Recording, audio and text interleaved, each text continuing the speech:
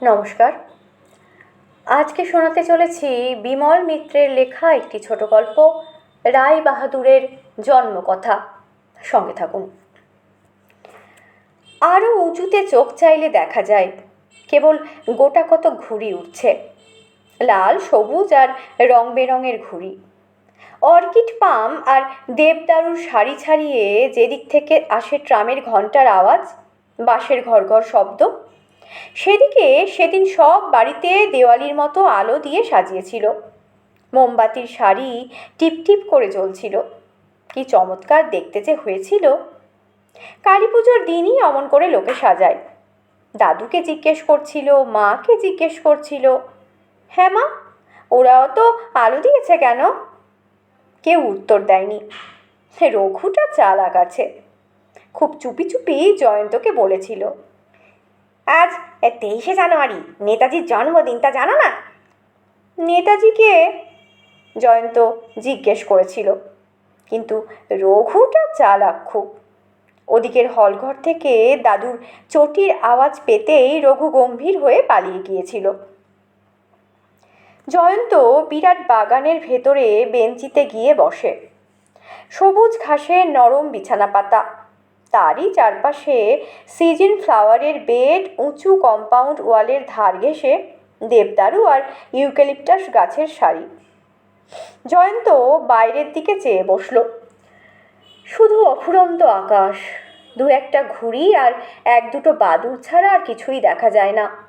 কিন্তু পশ্চিম দিকের কোণ থেকে যেন অনেক শব্দ ভেসে আসছে, অনেক লোকের সমবেত চিৎকার। সমস্ত বাড়িটা নিস্তব্ধ।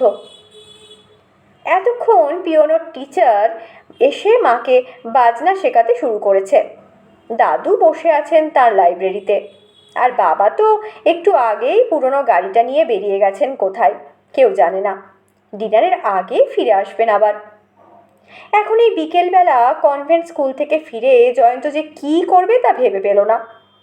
ছড়িটা নিয়ে সিজন ফ্লাওয়ারের বেডটা একটু খুঁচিয়ে দেওয়া, কিংবা পশ্চিম দিকের বারান্দার কাছে গিয়ে লাল নীল মাছের খেলা দেখা, কিংবা কাকাতুয়াটাকে একটু রাগিয়ে দেওয়া, এছাড়া আর করবে কি জয়ন্ত? ওদিকে গ্যারেজ থেকে নতুন গাড়িটা বেরোচ্ছে, পাঠক চালিয়ে আনছে। কোথায় যাচ্ছ পাঠক? আমি যাব, জয়ন্ত বললে। পাঠক বলে, সাহেবের হুকুম পেলে তবেই সে খোকাবাবুকে নিয়ে যেতে পারে। দাদু লাইব্রেরিতে বসেছিলেন, বললেন, গাড়িটা একবার কারখানায় যাবে, তা সঙ্গে যাবে যাও, কিন্তু ওয়েল কভার্ড হয়ে যাও, সর্দি লাগতে পারে। চুপ করে গাড়িতে বসে থাকবে, আজকাল বড্ড হট্টগোল চলছে কলকাতায়। পাঠকের পাশে বসে পড়ল জয়ন্ত। বাগান পার হয়ে গেট পেরিয়ে গাড়ি দিয়ে পড়ল রাস্তায়। এ রাস্তায় লোকজন কম, বড় বড় ঝাউ আর কৃষ্ণচূড়া গাছের রাস্তাটা ঢাকা। পরিষ্কার পিচের রাস্তার ওপর গাড়ির চাকাগুলো পিছলে পড়ছে। তারপর গাড়ি এসে পড়ল ট্রাম রাস্তায়। বিকেল গড়িয়ে সন্ধে নামছে। জয়ন্ত দুপাশের চলন্ত জনতা, দোকানপাট, ঘর বাড়ি, হোটেল, সিনেমা উন্মুখ হয়ে দেখতে লাগলো। এখানে আসলে যেন বেঁচে আছি বোঝা যায়। কারুর গায়ে জামা আছে, কারুর নেই। ওদের নিশ্চয় খুব সর্দি হয়, খালি গায়ে বেড়াচ্ছে ওরা। ওদের দাদুরা নিশ্চয়ই বকে। দাদু তো ডার্টি চেহারা দেখতেই পারেন না। তাছাড়া জয়ন্তর দাদু বলবেন, নোংরা থাকলে জুতো না পায়ে দিলে, গায়ে জামা না দিলে কত রোগ হয়। একবার ঠিকমতো হলে সে রোগ সারানো ভারী শক্ত। হঠাৎ হইচই হট্টগোল যেন বেড়ে উঠল সামনে। আর একটু দূরে অনেক লোক জমা হয়েছে, চিৎকার করছে তারা। গাড়িটা কাছে যেতে যেন বিরাট জনসমুদ্র চঞ্চল হয়ে উঠল, চিৎকার করে উঠল সবাই।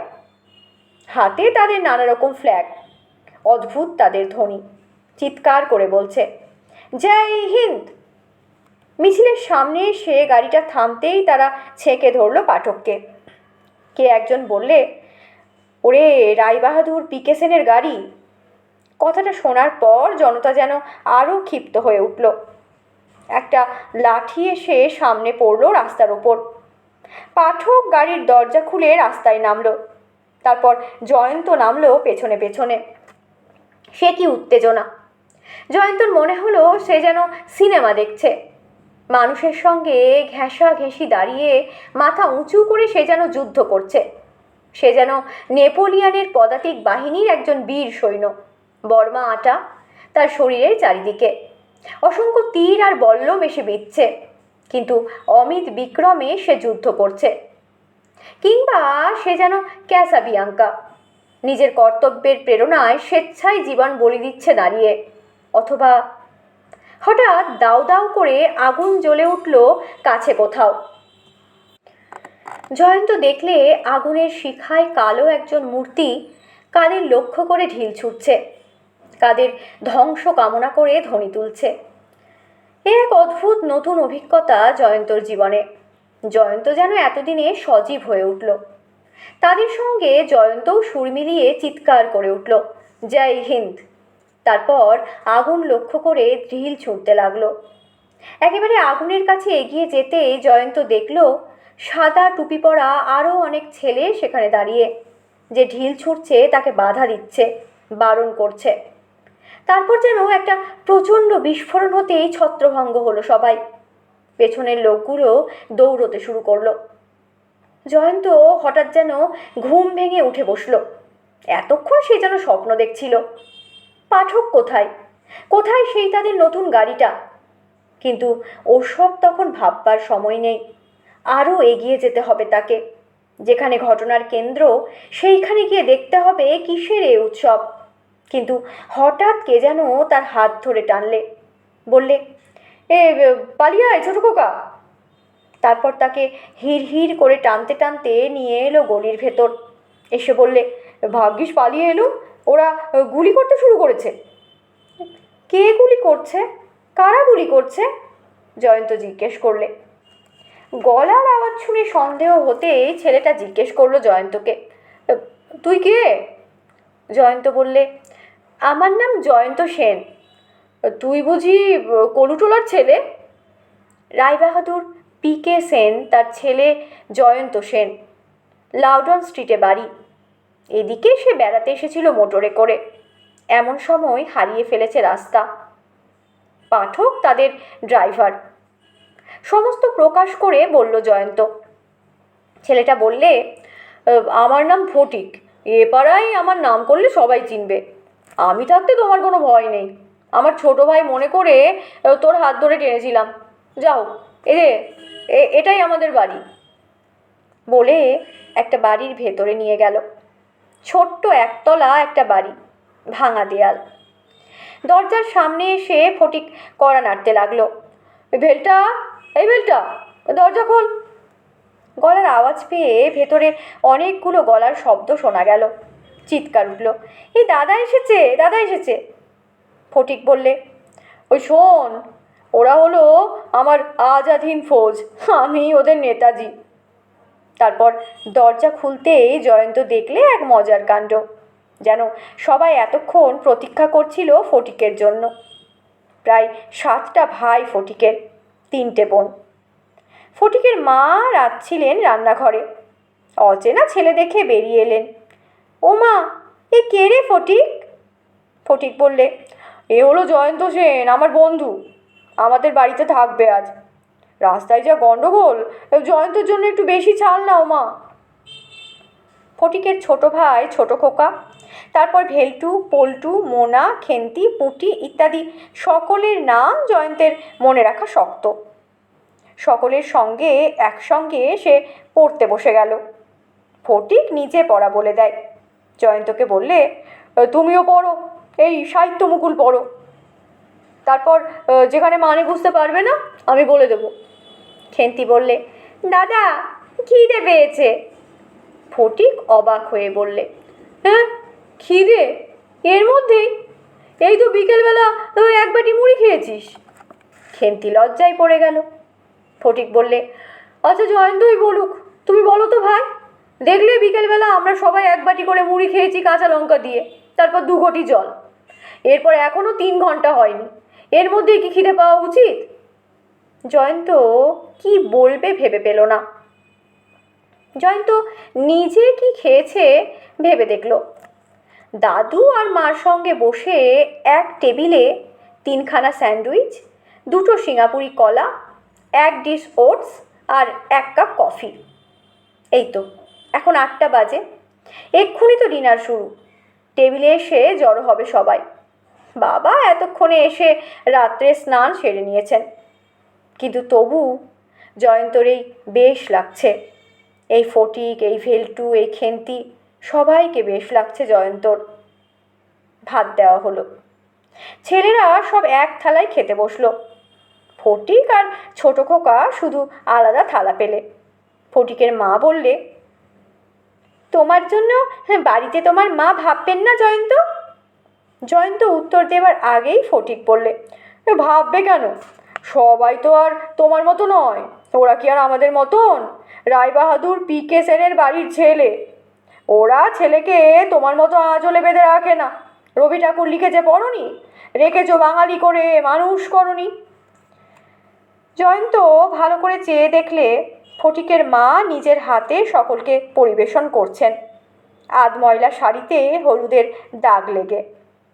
জয়ন্তদের বাড়ির ঝিও এমন শাড়ি পরে থাকে, কিন্তু তবু জয়ন্তর বেশ ভালো লাগলো। মোটা মোটা চালের ভাত। রাত্রে কোনোদিন ভাত খায়নি জয়ন্ত। খান কয়েক লুচি, মাংস আর পুডিং তার রাত্রের জন্য বরাদ্দ, রেফ্রিজারেটরে তৈরিই থাকে। পুটি থালা চাটতে চাটতে বললে, আর 2টি ভাত দেবে মা? ফটিক বললে, ওই দেখো মা, জয়ন্ত মোটেই খাচ্ছে না, ওর লজ্জা হচ্ছে বোধহয়। আর 2টো ভাত নাও না জয়ন্ত, ওই তোমার মাছ পড়ে রইল যে। কাঁটাওয়ালা মাছ জয়ন্ত কোনোদিন খেতে পারে না। জয়ন্ত চেয়ে দেখলে কারুর থালায় আর মাছ পড়ে নেই। খাওয়া তখনও শেষ হয়নি। মহেশবাবু অফিস থেকে এসে পড়লেন। ওই তো বাবা এসেছে, বাবা এসেছে, চিৎকার করে উঠল ছেলেরা। মহেশবাবুকে দেখেই জয়ন্ত বলে উঠল, মাস্টার মশাই। মহেশবাবুও চমকে উঠেছেন। জয়ন্ত? মহেশবাবুর হাতের বই, খাতাপত্র আর রেশনের থলি সব সেখানেই পড়ে রইল। সব শুনে তো তিনি মাথায় হাত দিয়ে বসলেন। সর্বনাশের মাথায় পা। হ্যাঁ গা, এই তুমি কি ওই পুঁটি মাছের ঝোল আর পুঁই শাক চচ্চড়ি ওকে খাওয়ালে নাকি? আরে ওকেই তো আমি অঙ্ক শেখাবার কাজ পেয়েছি। গড সেভ দ্য কিং, 200 টাকা মাসে মাসে। আরে ওসব খাওয়ার অভ্যেস আছে ওদের কোনো কালে? এখন যদি শরীর খারাপ হয় ওর, তাহলে আমার চাকরি থাকবে ভেবেছ? এই ফটকে, এই তুই অত গা ঘেঁষে বসে আছিস যে ওর? এসো এসো বাবা জয়ন্ত, এদিকে এসো। সেই রাত্রেই লুচি ভাজিয়ে খাইয়ে তবে ছাড়লেন মহেশবাবু। কোথায় পরিষ্কার চাদর, বালিশ, বিছানা, মশারি নতুন করে বেরোলো সব। মহেশবাবু নিজের খাটে শোয়ালেন জয়ন্তকে। নিজে সকলকে নিয়ে ঠান্ডা মেঝেতে শোবার ব্যবস্থা করলেন। সারা রাত্রি ঘুম আসবার কথা নয় তার। আজ গণ্ডগোলের মধ্যে জয়ন্তকে তো বাড়ি পৌঁছে দেওয়া যায় না। কাল সকালেই ট্যাক্সি করে বাড়ি পৌঁছে দিয়ে আসতে হবে। সকালবেলা উঠেই মহেশবাবু তাই ট্যাক্সি আনলেন। নিজের হাতে জয়ন্তর জুতোটা ঝেড়ে মুছে দিলেন। জয়ন্ত বললে, ফটিককেও নিয়ে চলুন মাস্টারমশাই আমাদের বাড়ি। তা যাক, কিন্তু ফটিক বসবে ওই ড্রাইভারের পাশে। পেছনের সিটে মহেশবাবু জয়ন্তকে পাশে বসিয়ে নিয়ে চললেন। ট্যাক্সি চলল গলি পেরিয়ে, ট্রাম রাস্তা ছাড়িয়ে লাউডন স্ট্রিটের দিকে। বড় বড় ঝাউ আর কৃষ্ণচূড়া গাছের ছায়ায় ঢাকা রাস্তা। গেটের ভেতরে গাড়ি ঢুকতেই মহেশবাবু শিরদাঁড়া সোজা করে বসলেন। চাকর বাকর, দারোয়ান, মালি সবাই প্রস্তুতি ছিল। রায়বাহাদুর সামনেই ছিলেন। জয়ন্তকে সামনে নিয়ে মহেশবাবু মাথা নিচু করে নমস্কার জানালেন। এরপর সমস্ত ঘটনা সবিস্তারে বললেন। আগে আমার এই বড় ছেলে ফটিকই কোনো রকমে রক্ষে করেছে, নইলে কি হতো কে জানে। দিনকাল বড় খারাপ পড়েছে। এখন সব এই ছোট ছেলেদের রাস্তায় ছাড়াও বিপদ। জয়ন্ত আবদার ধরলে, বাবা ফটিক আজ আমাদের বাড়ি থাকবে। তারপর মহেশবাবুকে বললেন, মাস্টার মশাই, ওকে আপনি রেখে যান এখানে, বিকেলে নিয়ে যাবেন, থাকবে ফটিক আজ আমাদের বাড়ি। মহেশবাবু এক পলক রায়বাহাদুরের দিকে চেয়ে নিয়েই বুঝে গেলেন। বললেন, না না বাবা জয়ন্ত, আজ থাক, অন্য একদিন আসবে খন, একটা ছুটির দিনে না হয়। রায়বাহাদুর বললেন, জয়ন্ত, ওপরে যাও, তোমার মার সঙ্গে দেখা করে এসো, তিনি ভাবছেন। অনিচ্ছা সত্ত্বেও জয়ন্ত ওপরে উঠে গেল। যাবার সময় বললে, বাবা ফটিককে তুমি আবার আসতে বলে দাও কিন্তু। মহেশবাবু খানিক পরেই ফটিককে নিয়ে চলে গেলেন। গেট পেরিয়ে এবার হেঁটে ফিরে আসা। জয়ন্তকে নিয়ে আসবার সময় যে ট্যাক্সি ভাড়া পড়েছিল সেটা খচখচ করে বিঁধল মহেশবাবুকে। ফটিক অবাক হয়েছে জয়ন্তদের ঐশ্বর্য দেখে। কাকাতুয়া, লাল নীল মাছ, ফুল গাছ, কত সুখী ওরা। ওই জয়ন্ত কত ভাগ্য করে ও বাড়িতে জন্মেছে। আস্তে আস্তে বাবাকে জিজ্ঞেস করলে, ওরা খুব বড় লোক না বাবা? বিকেলবেলা জয়ন্তর মাস্টারমশাইয়ের আসবার কথা। সারা বিকেল বসে থেকেও মাস্টারমশাই এলেন না। তারপরের দিনও এলেন না, তারপরের দিনও নয়, তারপরের দিনও নয়, তারপরের দিনও আর এলেন না। বাবাকে জিজ্ঞেস করার সাহস নেই জয়ন্তর। সরকার মশাইকে জিজ্ঞেস করতেই চুপি চুপি উত্তর দিলেন, ও মাস্টার মশাই আর পড়াতে আসবে না তোমাকে, কারণ ওই রায়বাহাদুর নিজেই ওনাকে বারণ করে দিয়েছেন।